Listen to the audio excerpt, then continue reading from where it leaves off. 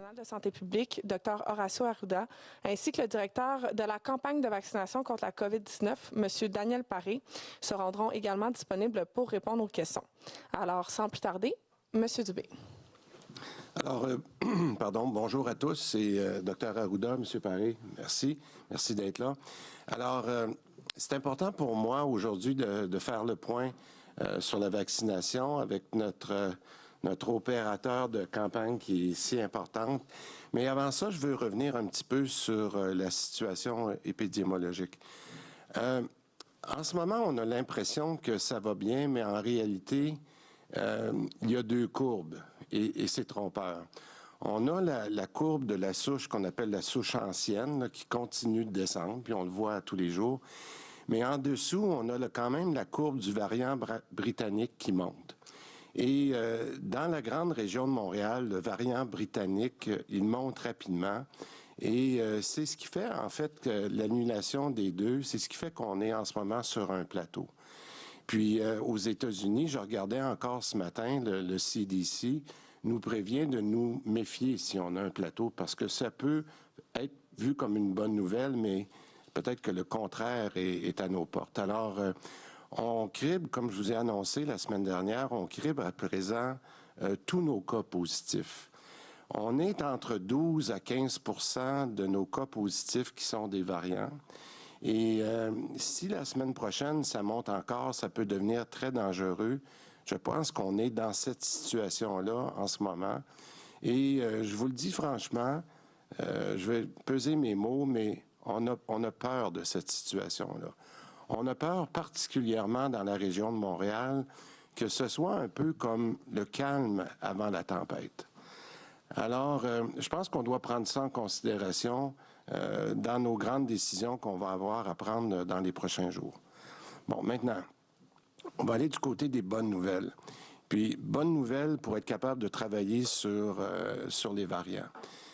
Il y a quelqu'un qui me disait que la vaccination, c'était un peu notre arme de diminution massive. Et la vaccination, ça nous permet de baisser notre niveau de risque, mais on a encore beaucoup de chemin à faire pour être capable de contrôler la contagion. C'est pourquoi, dans les endroits où les variants sont le plus présents, comme je mentionnais il y a quelques minutes avec Montréal, c'est pour ça qu'on identifie, qu'on intensifie notre vaccination. Alors, quand les gens nous demandent pourquoi on en fait plus à Montréal qu'ailleurs, bien, c'est justement pour ça. Et on a décidé, grâce à une belle collaboration des pharmaciens, d'accélérer leur contribution dans le processus de vaccination. En fait, les pharmaciens, on voulait travailler avec eux au début d'avril et on va accélérer cette période-là d'au moins 2 semaines. Alors, les gens vont pouvoir se faire vacciner en pharmacie. Ce qu'on vous annonce aujourd'hui, c'est que non seulement les premières plages de rendez-vous vont être disponibles en pharmacie à compter du 15 mars, mais on a finalisé, pas plus tard que ce matin, avec l'Association des pharmaciens propriétaires, qu'il y aurait 350 pharmacies qui seraient disponibles sur l'île de Montréal pour prendre des rendez-vous à compter du 15 mars. C'est une très, très bonne nouvelle. Et les lieux en détail là, vont être dévoilés dans les prochains jours. Et dans les prochaines semaines, dans les semaines qui vont suivre, bien, c'est sûr que le principe de travailler avec les pharmaciens va être étendu dans les autres régions du Québec. Bon. Je veux bien expliquer aux gens, là, puis premièrement, je comprends qu'il y a eu une rumeur qui a circulé qu'on allait travailler avec les pharmaciens. Les gens ont déjà commencé à appeler dans les pharmacies. Les propriétaires me disaient ce matin, s'il vous plaît, attendez le 15 mars. Là.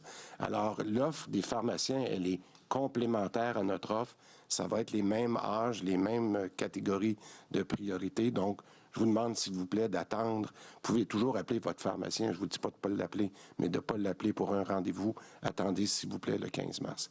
Puis on vous reviendra là, dans les prochains points de presse de la bonne façon de fonctionner avec les pharmaciens. Je pense que c'est important de souligner que c'est une première dans l'histoire de la vaccination au Québec.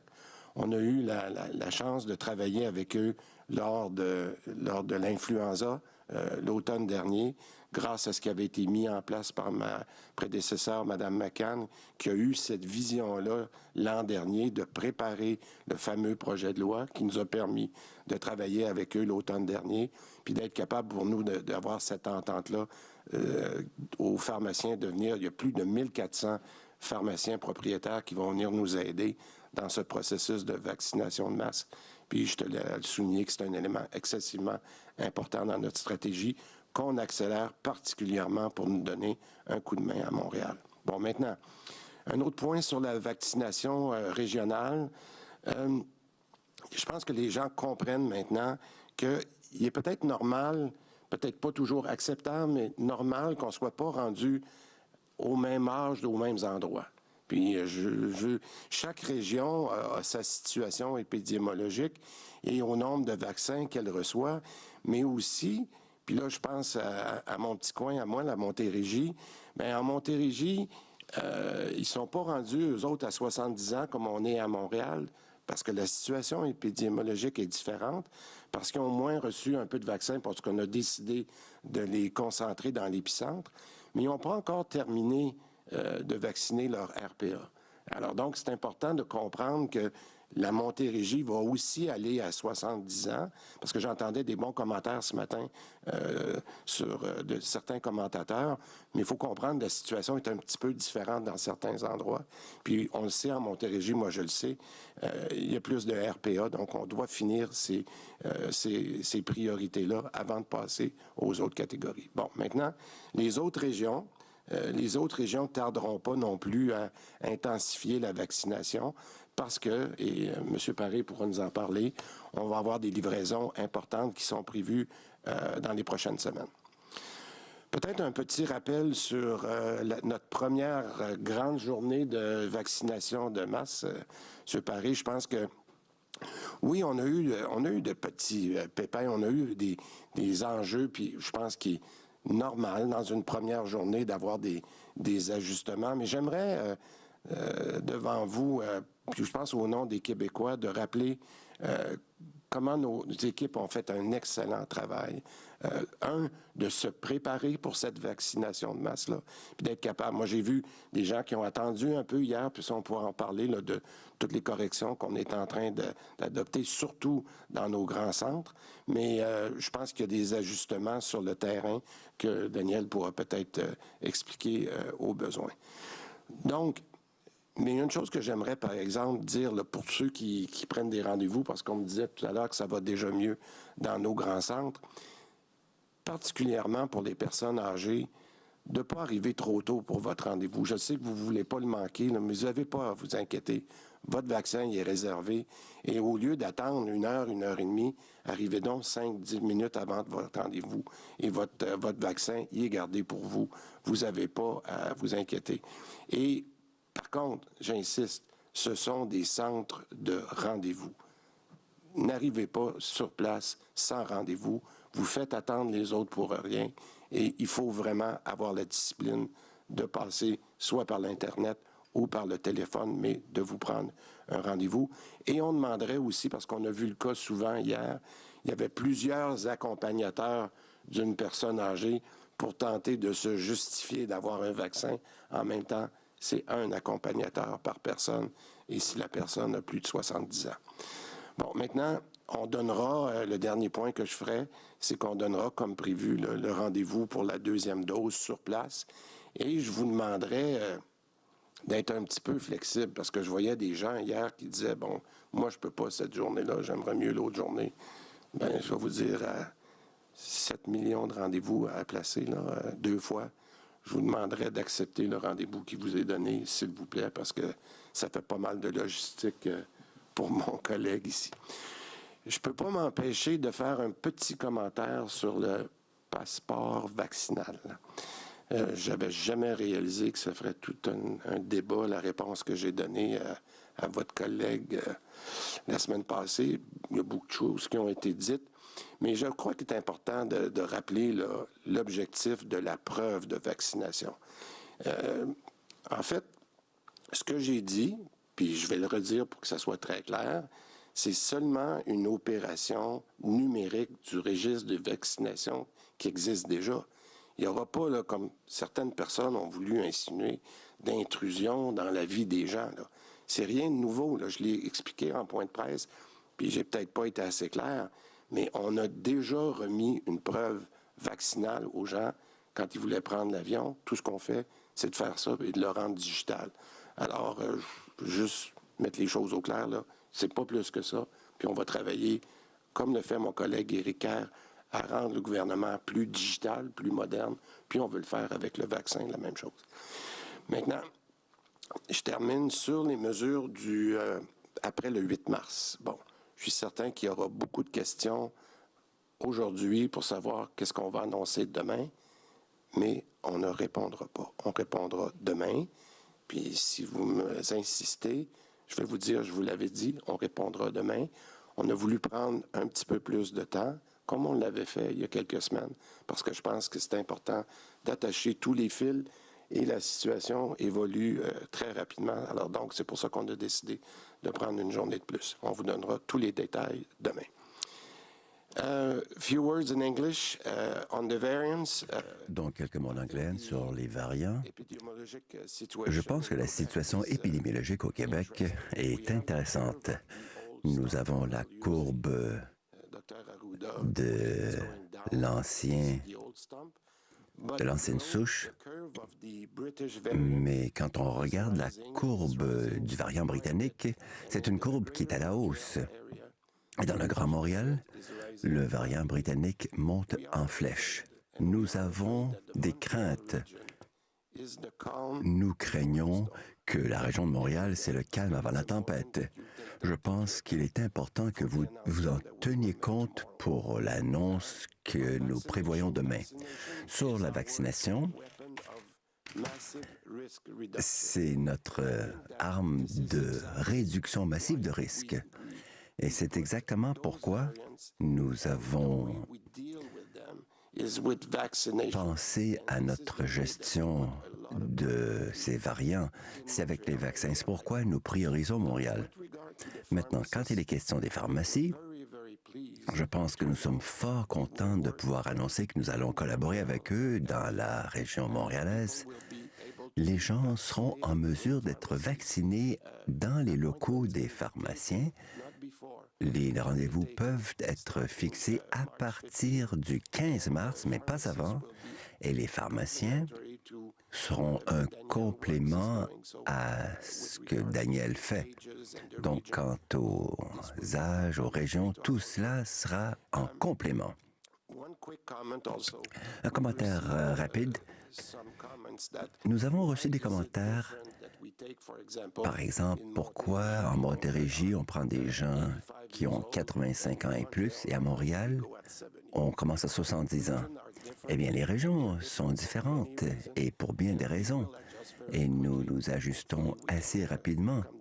J'espère que nous pourrons descendre ce seuil en Montérégie le plus rapidement possible.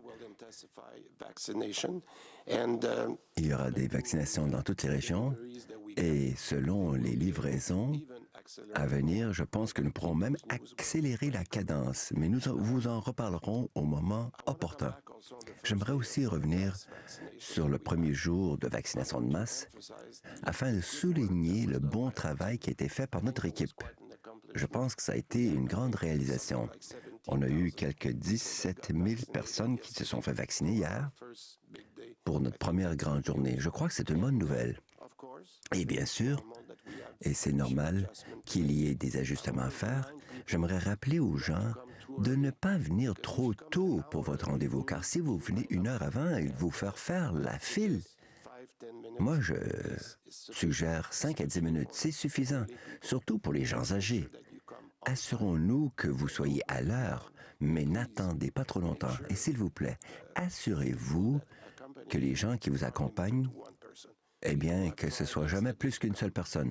Hier, les gens ont voulu accompagner 2, 3, 4 personnes avec une personne aînée pour se faire vacciner. Cela ne fonctionne pas ici. Il faut respecter le principe des rendez-vous pris à l'avance. Je pense que c'est tout pour ma présentation. Et maintenant, je vais céder le micro à mes collègues pour répondre aux questions. Alors, nous allons maintenant passer passer à la période de questions. Ce sera une question et une sous-question par journaliste. Nous allons débuter en français. Comme nous avons un modèle hybride, il y aura certaines questions qui vont être sur place et d'autres via Zoom par la suite. Donc, première question, François Carabin, Journal Métro. Bonjour, messieurs. Monsieur Dubé, vous avez fait allusion à quelques pépins hier dans la stratégie de vaccination de masse. Vous avez vu comme moi les temps d'attente pour certaines personnes qui désiraient se faire vacciner. C'est pas sans faire penser aux lignes d'attente qu'on avait eues dans les tests de dépistage cet été. Donc, quels ajustements vous comptez apporter dans les prochaines semaines si on prend en compte qu'il va y avoir beaucoup plus de personnes qui vont vouloir se faire vacciner une fois qu'on va passer aux 70 ans et plus, etc.? Je peux passer la parole à M. Paré, puis peut-être compléter si nécessaire. Oui, ce qu'il faut quand même comprendre, c'est un des groupes les plus difficiles que présentement nous avons à vacciner. C'est les personnes qui sont âgées, qui ont des défis, pour certains, des défis de mobilité. Fait que dans le fond, nos apprentissages qu'on a vus dans la journée d'hier, ça a été justement, comme M. Dubé le mentionnait, beaucoup de gens qui se sont présentés d'avance. Ça fait partie, je pense, de nos coutumes de se présenter en avance à nos rendez-vous. Mais on a choisi ici au Québec de procéder à la vaccination de masse par rendez-vous pour éviter ça. Fait que c'est pour ça qu'il faut bien expliquer encore nos règles. Fait que ça sera la première chose, bien expliquer comment on fonctionne. Bien sûr, on l'a vu dans un de nos sites, notamment au Stade olympique, on a rajouté des chaises roulantes. Fait que le CIUS là, a été quand même assez proactif là, par rapport à ces éléments-là. Aussi, là, pour s'assurer d'avoir des endroits là, de repos là, pour nos personnes âgées. Et aussi, au niveau des rendez-vous, comme on parlait tantôt, on veut s'assurer, là, encore là, d'être capable de donner des rendez-vous là, plus rapidement. Fait que, plus aussi que les gens vont s'inscrire sur le site Internet.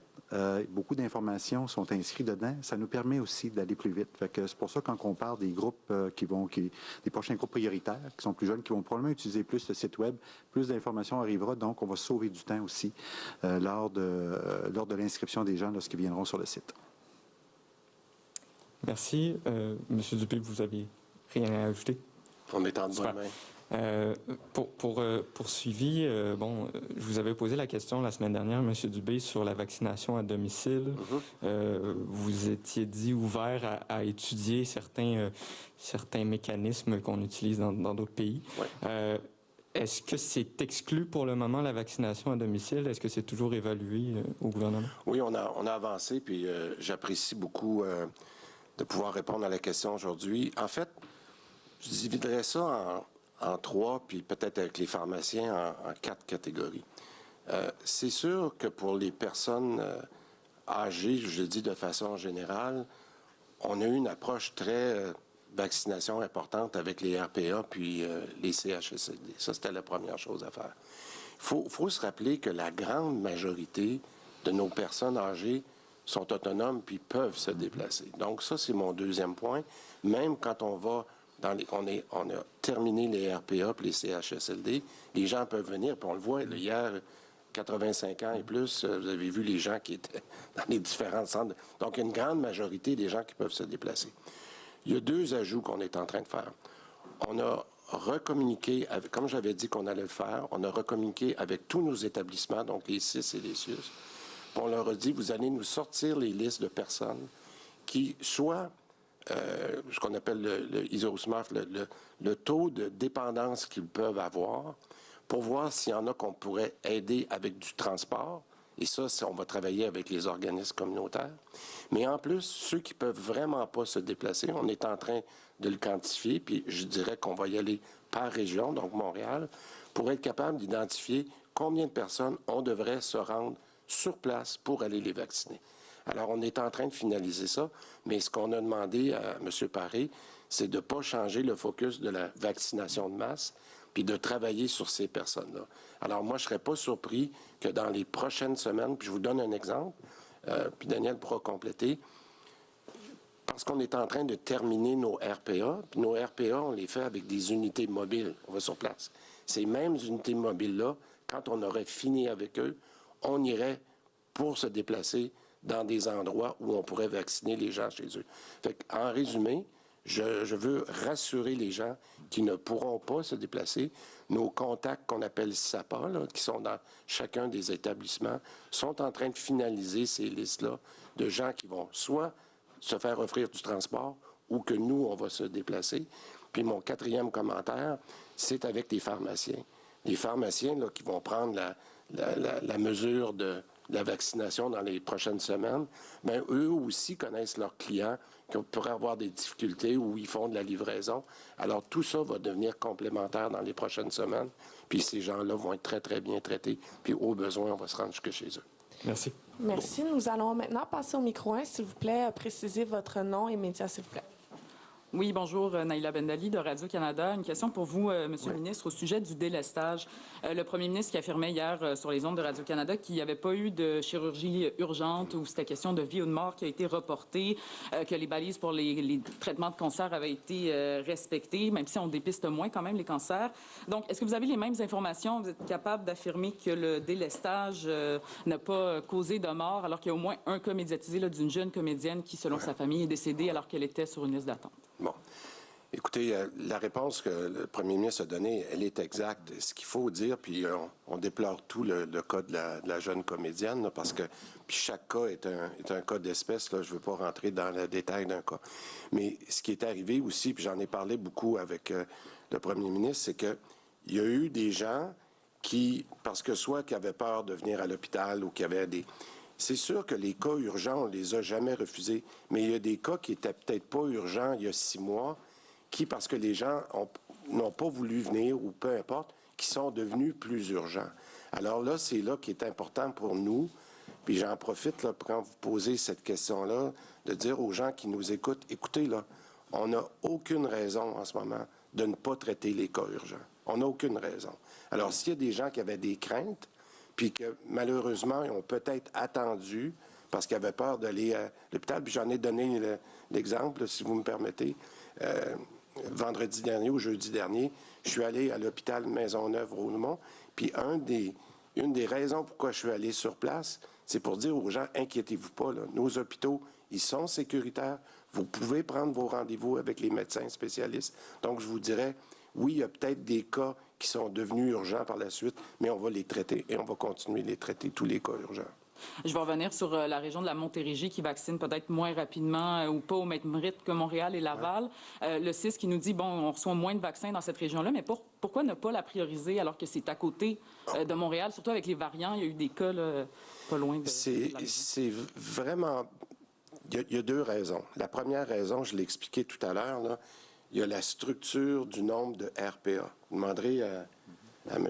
Paré, là, il pourra vous le dire, on ne peut pas vacciner aussi rapidement dans un centre, dans une RPA, où on se déplace avec une unité mobile, puis qu'on prend une personne à la fois, qu'on le fait dans un centre de masse. La Montérégie, je la connais, cette région-là, il y a beaucoup plus de RPA qu'ailleurs. Faites juste penser là, ce qu'il y a le long du fleuve. Là. Il y en a sur le bord du pont Champlain. Donc, il y a cet enjeu-là. Le deuxième enjeu, puis on ne se le cache pas, on a dit, dans les premières semaines, on a mis plus de vaccins à Montréal. On ne se le cache pas, là. On a été très transparent. Il est là le feu. C'est là l'épicentre en ce moment. Alors, on le dit, mais on va s'ajuster au fur et à mesure, mais en ce moment, il faut vraiment donner un coup sur Montréal. Nous allons maintenant passer aux questions via l'application. Donc, la première personne à poser sa question, ce sera Claudie Côté de TVA Nouvelles. Bonjour à vous trois. J'aimerais vous entendre sur le vaccin AstraZeneca. On a eu la confirmation qu'on allait recevoir des doses de vaccin dès demain. Là, je pense plus de 120 000 doses de vaccin qu'on va recevoir au Québec. Donc, quelle est la stratégie du Québec pour la vaccination avec AstraZeneca? Il y a une date de péremption sur les vaccins qui nous ont été envoyés. Il faut les administrer avant le 2 avril. Et on sait là, que le vaccin est sûr, mais qu'on ne l'administre pas aux 65 ans et plus. Donc, comment ça va se passer ici au Québec? Bien, je diviserai votre question, Mme Côté, en 2. Là. Commencez par le Dr Arruda pour voir les opinions qu'on va recevoir, notamment de la SIC ou Pourvoir. Puis après ça, on parlera de l'enjeu de délai de livraison avec M. Paré. Voulez-vous commencer, Horacio? Oui, peut-être vous dire que le vaccin AstraZeneca est un bon vaccin. C'est pour ça, d'ailleurs, qu'il a été autorisé. Quant à son usage, on attend un avis du CIQ, notre comité d'immunisation du Québec, qui va regarder la littérature. Il est homologué pour les gens en haut de 18 ans jusqu'à plus tard. Certaines personnes, notamment certains groupes, ont arrêté à 65 ans, mais on va y aller en fonction, à notre avis, de les recommandations du cycle qu'on va avoir. Je pense qu'actuellement, dans le contexte de pénurie de vaccins, l'arrivée de ce vaccin-là, qui est plus facile aussi à déplacer, à notre avis, va nous permettre d'augmenter la quantité de personnes protégées au Québec avant d'avoir une troisième vague ou de voir la montée des variants. Fait que nous, on reçoit ça très positivement. C'est un vaccin sécuritaire. C'est un vaccin qui répond aux critères de l'OMS pour ce qui est de l'utilisation de vaccins contre la COVID-19. Maintenant, on attend l'avis du CIC pour nous dire dans quelle sous-population il serait le mieux indiqué dans le contexte du Québec. Merci. Puis peut-être, Daniel, sur les délais. Et d'un point de vue le plus logistique, en termes de délai, oui, nous allons recevoir les vaccins. Mais comme Dr Arruda le mentionne, aussitôt que le comité d'immunisation du Québec va vraiment nous donner des recommandations sur l'usage du vaccin, nous, on va adapter notre stratégie. Vous savez, on le fait depuis le début de la campagne, adapter notre stratégie selon l'arrivée des vaccins ou selon les types de vaccins qu'on reçoit. Et aussitôt que l'avis du comité d'immunisation du Québec sera reçu, je vous garantis qu'il va être administré et il va être administré avant la date de péremption. Donc, juste pour une question, on attend l'avis du comité CAN dans les prochains jours? Dans les prochains jours, effectivement. Pour pas dire heure, mais c'est dans les prochains jours. Parfait. C'est pas ma deuxième question. Ma deuxième question, j'aimerais revenir encore sur cet écart entre certaines régions pour l'administration du vaccin, mais aussi certains groupes de personnes. Bon, je ne vais pas entrer dans le festival des exceptions, là, mais il semble qu'il y a certains endroits où c'est beaucoup plus dérangeant. C'est notamment le cas en Estrie où il y a des membres du personnel hospitalier qui sont au bloc opératoire et qui ne sont pas vaccinés et qui veulent savoir quand ils vont se faire vacciner. Même chose pour les pharmaciens qui ont appris qu'elle est vaccinée et qui ont des craintes sur leur propre protection. Donc, quand ce groupe de personnes-là, notamment le personnel hospitalier, va être vacciné quand et est-ce qu'on va prioriser certains groupes-là? On va changer notre stratégie. Bon, peut-être que Daniel, vous pouvez prendre... moi, la partie que je prendrais sur les pharmaciens, parce que j'en discutais avec l'Association des propriétaires là, il y a quelques minutes avant de venir ici là, pour finaliser les détails. Les pharmaciens vaccinateurs vont être vaccinés. On s'entend, là? On a dit qu'il n'y a rien de plus facile pour des vaccinateurs de se vacciner entre eux au début ou à la fin de la journée. Donc, ce n'est pas un enjeu, puis ils comprennent très bien qu'on ne passera pas... qu'on va s'entendre, qu'on va faire la même approche avec les pharmaciens vaccinateurs. Maintenant, pour le reste des régions, là, j'ai pas très bien entendu votre question. Vous avez parlé de l'Estrie, je pense. Mais je peux. Peut-être que Daniel, je vais le laisser répondre. Mais d'entrée de jeu, il faut quand même réaliser là, que le groupe prioritaire, le deuxième, là, qui sont nos travailleurs de la santé, qui sont en contact avec des usagers, a été priorisé. On a plus de 200 000 membres du personnel qui a été vacciné, et ça dans toutes les régions du Québec. Peut-être si je pourrais bonifier sur l'élément de la différence des vaccins entre les régions, j'aimerais peut-être relativer les choses. On parle de 100 000 vaccins sur 12 millions et qu'on a priorisé dans la région de Montréal 100 000 vaccins. Il n'y a pas une grande différence là, vraiment entre les régions du Québec et je rassure tout le monde que dès la semaine prochaine, et c'était prévu comme ça, on va poursuivre dans le fond la distribution des vaccins au Québec sur une base populationnelle. Comme on a toujours fait, mais on a vraiment voulu donner un coup de barre pendant une petite période de temps avec un petit nombre de vaccins et ça répond aussi à une autre question qu'on avait tantôt. Mais pourquoi qu'on ne l'étend pas, plus Montérégie, etc. Si on veut faire une vraie différence avec 100 000 vaccins, il faut le concentrer. Fait que c'est seulement sur cette base-là là, qu'on s'est pris. Et bien sûr, la vaccination se poursuit partout au Québec, là, comme je vous dis, dès la semaine prochaine. C'est maintenant à M. Patrick Belrose du Journal de Québec pour les questions. Oui, bonjour à tous. Je vais faire un petit peu de pouce sur la question de Claudie. Monsieur Dubé, vous avez dit justement les vaccinateurs, en fait les pharmaciens vaccinateurs seront vaccinés. Il y a des vaccinateurs, par exemple des étudiants ou des gens à la retraite, en pré-retraite, qui viennent donner un coup de main, qui se demandent pourquoi eux ne sont pas vaccinés alors qu'ils seront en contact avec des centaines, voire des milliers de personnes dans les prochaines semaines.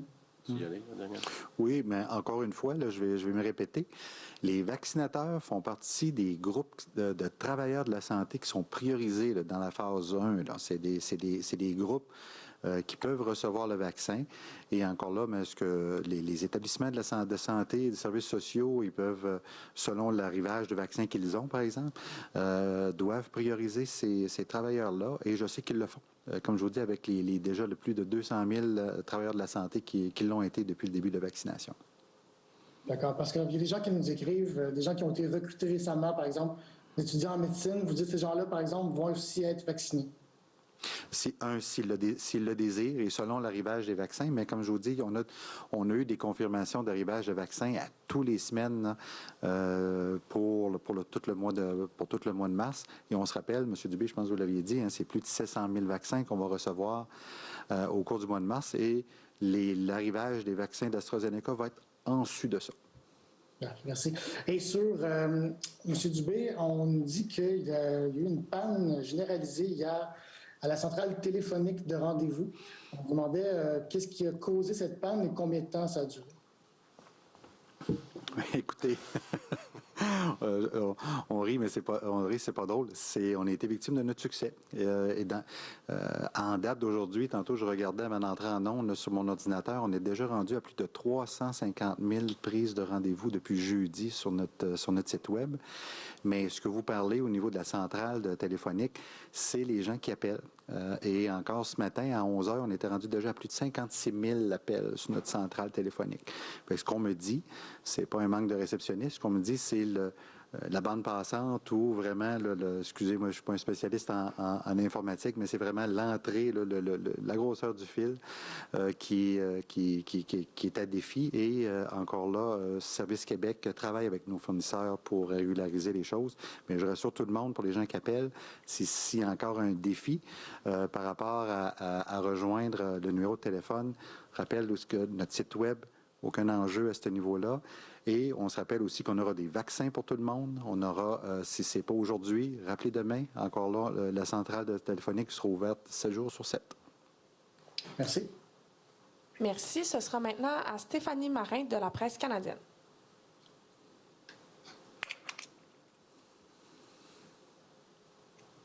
Oui, bonjour à tous les trois. Vous m'entendez bien? Très bien. Fantastique. Alors, hier, évidemment, vous l'avez évoqué, il y a eu des problèmes au stade olympique pour la vaccination de masse, des gens âgés qui ont attendu très longtemps, mais aussi quelques centaines de personnes âgées qui ont dû attendre pendant un bon moment dans le même lieu, dans le même hall d'entrée. Qu'est-ce que vous allez faire si les gens âgés délaissent ces centres de vaccination de masse parce qu'ils ne les jugent pas sécuritaires pour plutôt se diriger en pharmacie? Est-ce que ça contrecarre vos plans? Non, mais c'est sûr que j'ai expliqué tout à l'heure pour la question des pharmacies, c'est complémentaire. Si les gens pensent qu'ils aimeraient mieux être servis ou vaccinés dans une pharmacie, on va leur donner le choix parce que pour nous, on est indifférent à ce qui est arrivé. Puis je pense que je vous demanderais de voir que c'était quand même notre première journée, puis on a quand même réussi à vacciner près de 17 000 personnes dans notre première journée. Donc oui, il y a eu des attentes. M. Paré a mentionné tout à l'heure des améliorations, des ajustements qui sont, je dirais, tout à fait normaux là, après une première journée. J'ai donné l'exemple, il a donné les exemples des fauteuils roulants. On a des agents administratifs qui sont là à l'accueil. On a ajouté des agents administratifs parce que souvent, les personnes âgées ont plus de questions. Pour nous, peut-être, des fois, c'est plus facile de répondre à un questionnaire, puis les gens, ça leur génère d'autres questions. Il faut prendre le temps de bien répondre à leurs questions. Donc, je pense que c'est tout à fait normal. Et on va continuer à s'ajuster. Mais quand on parlait aux pharmaciens ce matin, je pense que ça va être un ajout très important pour nous, surtout lorsqu'on veut aller dans certaines régions de l'île de Montréal. Donc, je pense que tout ça va être complémentaire et je vous dirais que c'est pour ça qu'on a accéléré, parce qu'on devait le faire avec les pharmaciens à compter du 1er avril. On a décidé de devancer 2 semaines pour être capable de donner aux gens un autre choix. Alors donc, je pense que c'est les patients, c'est les Québécois qui sont gagnants. Et en sous-question? Oui, je voulais savoir pour les régions, le déploiement, comment va-t-il se faire? Parce que la vaccination, pour l'instant, dans certaines régions, je regardais Charlevoix tout à l'heure, il y a un seul centre de vaccination qui est à Clermont, mais c'est une grande région. Est-ce que toutes les villes, les villages, par exemple, de Charlevoix vont pouvoir avoir la pharmacie qui vaccine ou ça va être restreint là, selon les régions? Peux-tu y aller, Daniel? Oui. Non, la volonté est que toutes les pharmacies qui le désirent faire la vaccination dans leur milieu, que ça soit fait. Comme M. Dubé le mentionnait tantôt, là, nos pharmacies communautaires sont des milieux de proximité pour nos villages, pour nos communautés ou dans nos quartiers. Et c'est pour ça que pour nous, là, c'est important que le déploiement débute le plus rapidement possible. Puis encore une fois, chapeau à nos partenaires, là, dans le fond, qui ont levé la main et qui travaillent avec nous là, pour débuter la vaccination en communauté. Peut-être pour donner 2 statistiques pour mieux répondre à votre question. Là. Premièrement, j'ai dit 350 pharmaciens sur l'île de Montréal, puis il y en a 1400 au Québec. Donc, il y en a au moins un à la Malbaie, ça, je suis certain. Et deuxièmement, on s'attend, là, si tout va bien, que sur les 12 millions de doses qu'on a données là, pour vacciner nos 2 doses durant l'été à l'essentiel de nos Québécois, les pharmaciens vont en faire au moins 2 millions de doses. Donc, 2 millions sur 12 millions, c'est une grosse contribution.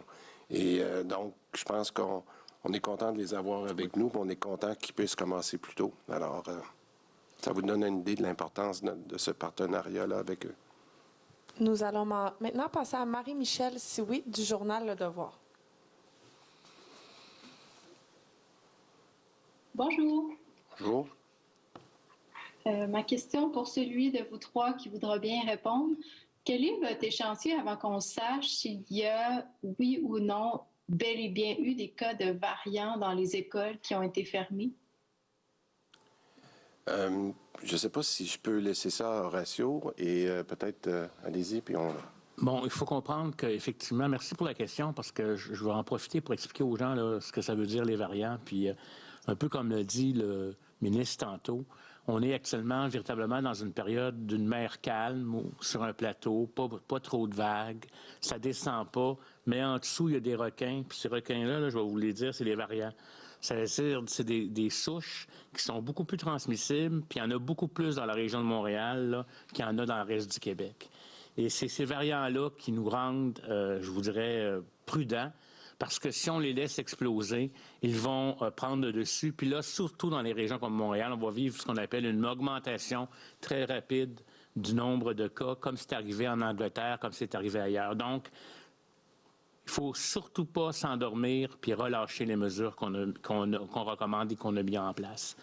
Est-ce qu'il y a eu des cas de variants dans les milieux scolaires? Oui, il y en a eu. Et puis, par contre, je veux juste que vous sachiez qu'actuellement, à cause de ces variants-là, on a une approche très agressive au niveau des interventions. Que ce soit un variant ou pas un variant, actuellement, on considère que c'est un variant, je veux dire, dans les faits où on est beaucoup plus... On isole plus les gens, on fait des tests rapidement, on demande au contact des cas de rester à la maison, même au contact avant d'avoir les résultats, on demande de s'isoler, puis on fait des tests pour détecter, équilibrer et voir si c'est le nouveau variant. Donc, actuellement, là, on prend l'hypothèse au Québec là, que ce sont tous des variants pour justement empêcher sa croissance. Si on est capable de maintenir ce rythme-là, puis d'empêcher sa croissance, puis de se rendre à la vaccination pour protéger tout le monde, et je vais répéter ici une chose très importante, je m'excuse de prendre le temps, mais j'ai des messages à passer. C'est pas parce que vous êtes vacciné que vous êtes protégé immédiatement. Ça prend un minimum de 3 semaines. Et même si vous êtes protégé, vous pouvez transmettre le virus à quelqu'un sans être malade, mais vous êtes protégé, vous êtes infecté, vous transmettez le virus, d'où l'importance des mesures de distanciation, de lavage de mains et de port du masque. Je trouve ça très important de le mentionner là, parce qu'on sent tout de suite chez les gens une certaine impression d'être protégé dès le lendemain de la vaccination et je tiens à vous le dire, c'est très important ce que je vous dis là. Donc, il y en a eu des variants. À date, on est à peu près à 137 cas séquencés, la très grande majorité étant la souche britannique, la très grande majorité étant concentrée dans la région métropolitaine. Et actuellement, on a à peu près 1000 cas qui sont criblés, qui sont suspects. Donc, le variant, il est là. Le variant, il est en dessous de l'eau, mais le variant attend juste les conditions pour se répéter, se répliquer chez les gens, d'où notre prudence importante actuellement. Jusqu'à temps qu'on ait une assez grande couverture vaccinale dans la population, on va devoir rester très, très, très prudent. Merci, Horacio. Merci. En tenant compte de ce que vous venez de dire, là, je comprends que vous ne voulez pas dévoiler votre annonce sur la relâche, mais moi, je m'interroge sur l'échéancier. Est-ce que, d'un point de vue de santé publique, c'est souhaitable d'attendre un 10 jours ou un 14 jours après la relâche là, avant de bouger quoi que ce soit? En fait, est-ce qu'on peut tenir pour acquis qu'il n'y a rien qui va changer avant, disons, le 22 mars, d'ici à ce que vous ayez pu mesurer les effets de la semaine de relâche? Bien, vous m'excuserez de ne pas répondre à votre question parce que les discussions ne sont pas terminées et chaque 24 heures de données peut nous aider à prendre une décision qui pourrait être différente et atténuée. Ce n'est pas par mauvaise volonté parce que techniquement aussi, je n'ai pas remis mon avis écrit encore au gouvernement. D'ailleurs, on s'est donné un peu plus de temps, comme on vous l'a dit, pour essayer de prendre une décision la plus juste possible. Voilà. Nous allons maintenant passer aux questions en anglais. Alors, la première... oui, allez-y. Thank you. Cindy Sherwin from CTV. J'ai une question semblable pour le Dr Arruda de mon collègue en français sur AstraZeneca. Le gouvernement fédéral a dit aujourd'hui qu'il s'attend à des centaines de milliers de doses. On a recommandé que les gens de 65 ans et plus ne le reçoivent pas. D'autres provinces le gèrent de façon fort différente. Quel est le plan québécois? Est-ce que nous allons le mettre de côté pour les jeunes ou allez-vous l'offrir aux aînés également? Réponse. Nous attendons l'avis du Conseil. Comme vous le dites, cela a été autorisé même pour les gens de plus de 65 ans par Santé Canada. Quelques organisations le gardent pour les gens en bas de 65 ans. Nous allons attendre les conseils de notre comité. Je pense que c'est une bonne nouvelle, c'est un bon vaccin. Cela pourrait aider à protéger un grand nombre de personnes avant une troisième vague ou même avant. Donc, je pense que nous allons nous servir de toutes les doses offertes au Québec et dans les bonnes situations pour les bonnes personnes. Comme je dis, dans les bonnes situations. Et il est plus facile à offrir ce vaccin-là selon les contextes, car nous avons été fort limités par les vaccins qui doivent être congelés, que ce soit Pfizer ou Moderna. Question. Parlez-nous des pharmaciens. Quels sont les chiffres pour Montréal, à l'extérieur de Montréal, et pourront-ils entreposer de façon sécuritaire les doses qu'ils recevront? Réponse. C'est Daniel qui a négocié cela au sein d'une équipe, mais la bonne nouvelle, c'est que nous avons conclu ces ententes avec l'Association des propriétaires de pharmacies. Nous avons plus de 1400 pharmaciens propriétaires et nous nous sommes mis d'accord que plutôt que de commencer le 1er avril, quand c'était prévu, nous avons devancé le tout pour pouvoir prendre des rendez-vous à partir du 15 mars. Donc, nous demandons aux gens d'attendre le 15 mars pour appeler la pharmacie, car beaucoup de gens ont commencé à appeler dès hier. La bonne nouvelle également, c'est que une fois le vaccin en place, Moderna est un des vaccins que nous devrons recevoir dans la semaine du 15 mars. Nous allons élargir le nombre de pharmacies au Québec pour qu'on puisse atteindre le 1400. Notre objectif global dans les mois à venir, c'est de nous servir des pharmacies afin de fournir quelques 2 millions, dis-je bien 2 millions de doses. Donc, c'est une contribution importante. Sur l'île, c'est 350? Réponse, oui, sur l'île, donnez-nous quelques jours, peut-être le 15 mars, nous aurons 100 et ensuite, ça va continuer car il vous faut être avec le même arrangement de Clic Santé pour s'assurer que tous les rendez-vous puissent concorder plutôt. Mais je pense que nous aurons un bon départ à Montréal. Non, je pense que vous avez dit l'essentiel. Vous avez également raison, Monsieur le ministre, quand il est question du 15 mars, c'est que l'inconnu, même aujourd'hui, nous pourrions recevoir le vaccin lundi, voire mardi ou mercredi. C'est pourquoi nous parlons de la semaine du 15 mars. Et maintenant, je rappelle que les journalistes doivent lever leurs mains via la plateforme Zoom pour poser leurs questions. Nous avons un autre journaliste sur place, donc je vous invite à préciser votre nom, votre média, question sous question, s'il vous plaît. Merci. Hi, my name is Gloria Enriquez with Global News. Bonjour, question. Les gens de 70 ans et plus dans l'West Island peuvent avoir un rendez-vous, mais pas avant la fin de mars, parce que tout est bloqué. Donc, est-ce qu'il y a eu une erreur dans l'évaluation du nombre de gens dans cette tranche d'âge? Réponse. Ce qu'il faut savoir, c'est que nous pourrons ouvrir d'autres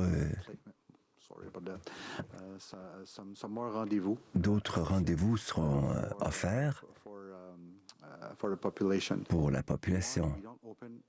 Pourquoi tout n'est pas ouvert le même jour? C'est que nous voulons nous assurer que nous ayons au moins 75 à 80%. Aidez-moi pour le mot, je ne sais pas. Les plages de rendez-vous, c'est difficile pour moi en anglais. Donc, ne soyez pas surprise que d'autres plages seront ouvertes demain. J'aimerais ajouter quelque chose. Le défi que doit relever Daniel et son équipe, c'est que nous avons pris 350 000 rendez-vous depuis 3 jours. Et nous n'avons reçu que 100 000 doses par semaine. Donc hier, on était à 17 000 injections. Faites-le en 7 jours. Les 100 000 sont partis, n'est-ce pas? Donc nous voulons nous assurer que les gens comprennent que quand nous recevons le vaccin, nous fixons le rendez-vous dans les 2 ou 3 semaines suivantes. Mais nous sommes limités également dans le nombre de doses.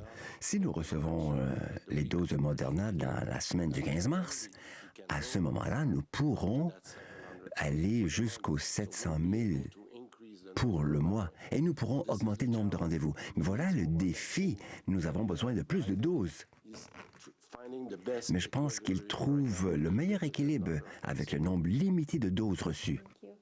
And my second question is, what is your reaction to the online petitions demanding that mandatory... Quelle est votre réaction quant à la pétition en ligne qui veut que l'on n'impose pas les masques aux primaires? Et pourquoi les masques sont-ils encore nécessaires puisque les vaccins augmentent et les nombres d'infections sont à la baisse? Je suis très content de cette question car il y a quelque chose que je voulais dire aux parents. Car il y a de l'anxiété entourant cet enjeu. C'est à cause des variants. Beaucoup de provinces imposent encore le masque. Et surtout au Québec, nous pensions que ce serait important pour les élèves un peu plus âgés. C'est pourquoi nous avons lancé cette idée. Mais pour les nouveaux variants, c'est une nouvelle problématique. Et les enfants peuvent être plus facilement contagieux, être des transmetteurs. Donc, c'est une façon de les protéger, mais aussi protéger leur famille quand ils reviennent à la maison tous les jours. Donc, les enfants peuvent s'y adapter et le gouvernement va offrir non pas des masques faciaux, mais des masques de procédure sont plus légers, sont plus faciles à porter. Donc, je crois que c'est une mesure très importante que nous ajoutons dans le contexte des variants qui sont plus transmissibles et qui peuvent mener à des éclosions et se retrouver dans la maison privée. Quelques médias en français qui aimeraient cette réaction aussi en français si vous le souhaitez. Je remercie la question parce qu'on entend beaucoup de parents qui se préoccupent de la question qu'on oblige les enfants de porter un masque d'intervention à partir du 8 mars dans la région métropolitaine et dès que les masques d'intervention vont être disponibles ailleurs au Québec, ils vont l'être aussi en attendant un couvre-visage.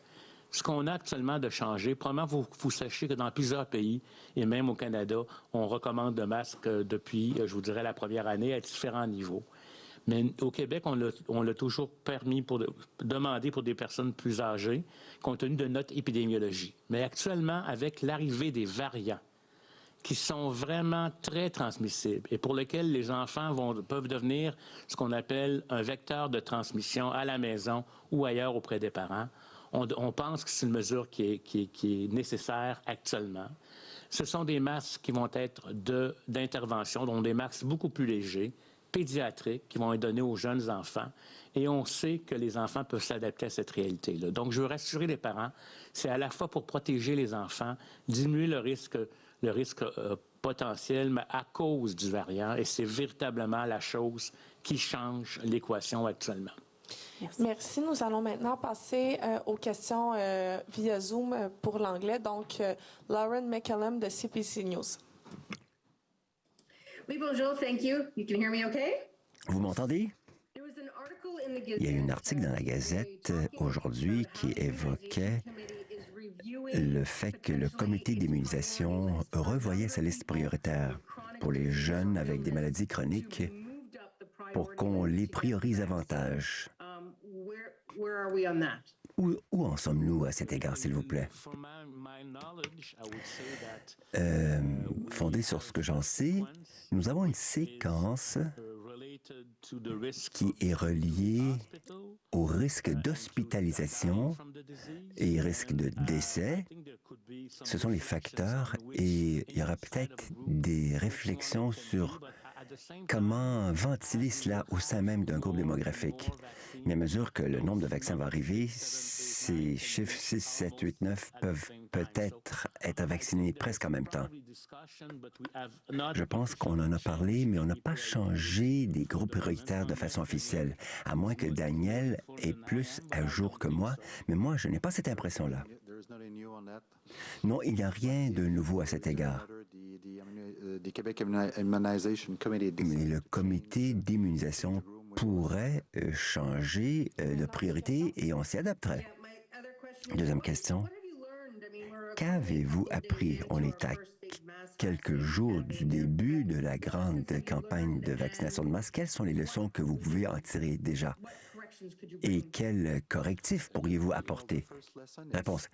La première leçon, c'est que la vaccination avance à grands pas et c'est une très bonne nouvelle.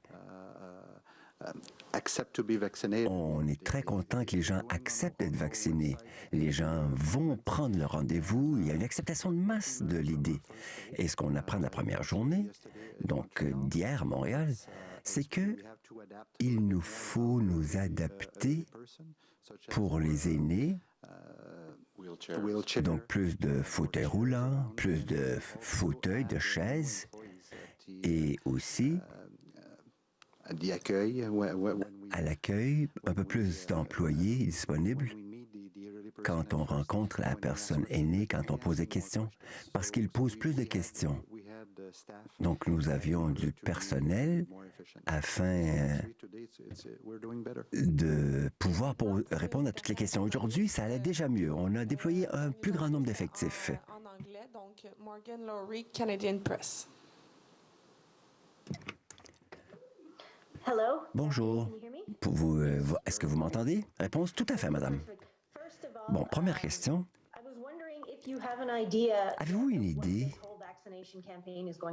du coût de cette campagne de vaccination de masse? Réponse. Nous sommes encore dans les calculettes. Je pense que Ça va être très cher. Ça, je le prévois. Mais y a-t-il un prix pour sauver une vie? C'est ce que je voudrais vous dire. Non. Je vous offre quelques exemples.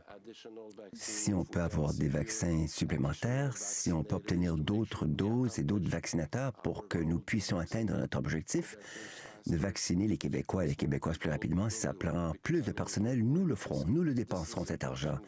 Car c'est une question de vie ou de mort, madame. Donc, quand nous aurons une meilleure idée du laps de temps nécessaire, c'est que si nous pouvons vacciner chaque citoyenne dans les 8 mois, si nous le pouvons faire dans les 6 mois, le coût change. Donc, pour l'instant, je pense que la question la plus brûlante, c'est l'approvisionnement. À quelle vitesse allons-nous recevoir nos doses? Jusqu'ici, on a pu s'y adapter. Le coût viendra, mais ce n'est pas quelque chose qui pèse beaucoup dans nos réflexions. Question pour le Dr Arruda.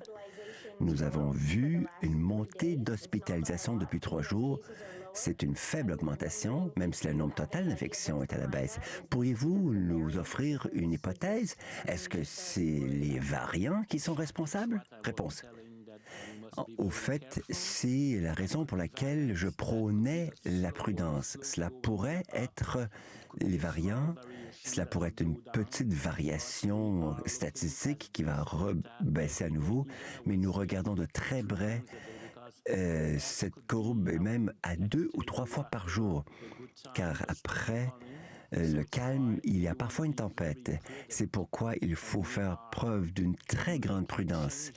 Et nous apportons des changements progressifs, car nous ne voulons certainement pas revivre ce qu'on a connu avec du délestage et les débordements en milieu hospitalier. D'aujourd'hui, je vous remercie à tous d'avoir été présents. Super. Merci tout le monde. Merci beaucoup. Merci. Le Dr Horacio Arruda laisse entendre que la prudence va guider les prochaines décisions à venir du gouvernement. On a peur à Montréal que ce soit le calme avant la tempête et ça va guider nos décisions, avait dit un peu plus tôt le ministre de la Santé, Christian Dubé. M. Arruda avait ajouté, on est sur une mer calme, mais en dessous de l'eau, qu'est-ce qu'il y a? Il y a des requins. Ces requins, ce sont les variants et c'est ça qui va guider donc, semble-t-il, la prudence du gouvernement au cours des prochaines heures dans les décisions qu'il a à prendre. Je vous rappelle qu'on nous annonce une conférence de presse de monsieur... Enfin, on comprend que François Legault va donner une conférence de presse demain à 17h pour l'après-relâche. Je suis prêt à 13h58-52 à parier un petit 2 $ avec vous que Montréal ne changera pas de couleur, qu'elle va rester au rouge pour les jours à venir dans l'annonce que M. Legault va faire demain à cause de cette situation et de ces déclarations des messieurs Arruda et Dubé. Sur la vaccination, les pharmaciens vont pouvoir vacciner les Québécois à partir du 15 mars, donc dans 2 semaines. 350 pharmacies à Montréal. Sur les 12 millions de doses qu'on veut injecter aux Québécois, 2 millions seront injectés par les pharmaciens, en tout cas dans les calculs du gouvernement. Il y a un enjeu avec AstraZeneca qui vient tout juste d'être autorisé, c'est que le vaccin se conserve moins longtemps que les 2 autres, donc il faut l'injecter plus rapidement. Sur l'inéquité présumée de la vaccination, on se concentre beaucoup sur Montréal plutôt que sur d'autres régions. Le gouvernement nous dit on agit là où on doit agir en ce moment pour stopper la transmission de la maladie. D'ailleurs, dans d'autres régions, on n'a même pas encore fini de vacciner les gens dans les résidences pour aînés. Et donc, c'est le point qu'a fait aujourd'hui le ministre de la Santé, M. Dubé.